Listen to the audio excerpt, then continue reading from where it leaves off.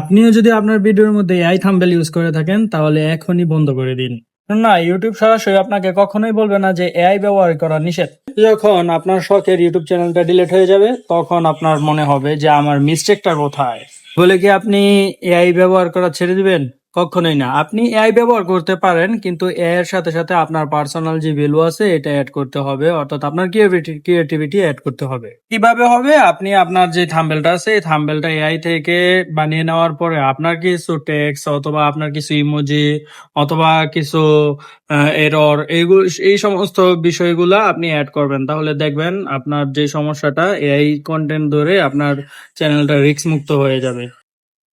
আপনাদের অনেকেরই content creation নিয়ে অনেক রকমের কোশ্চেন আছে যেগুলো আপনি কারোর কাছে করতে পারতেছেন না, অথবা বড় কোনো ইউটিউবারের কাছে যদি আপনি জিজ্ঞাসা করেন সে রিপ্লাইও দিতেছে না।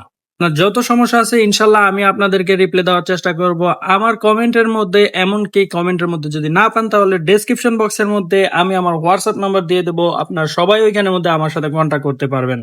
যদি 2026 সালে এসে ইউটিউবিং শুরু করতে চান অথবা ফেসবুক থেকে ইনকাম করতে চান তাহলে কিন্তু এই চ্যানেলটা অবশ্যই আপনার সাবস্ক্রাইব করে রাখা দরকার।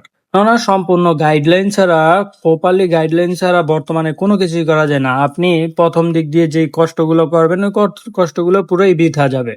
আর দেরি না করে চ্যানেলটাকে সাবস্ক্রাইব করে দিন। আর যদি আপনার কোনো কোশ্চেন থাকে অবশ্যই কিন্তু আমাদের সাথে আমাদের ডিএম এর মধ্যে যোগাযোগ করতে পারেন। তো এই ছিল আজকের ভিডিওটা, দেখা হবে অন্য কোনো ভিডিওতে। ততদিনের জন্য ভালো থাকবেন। আসসালামু আলাইকুম।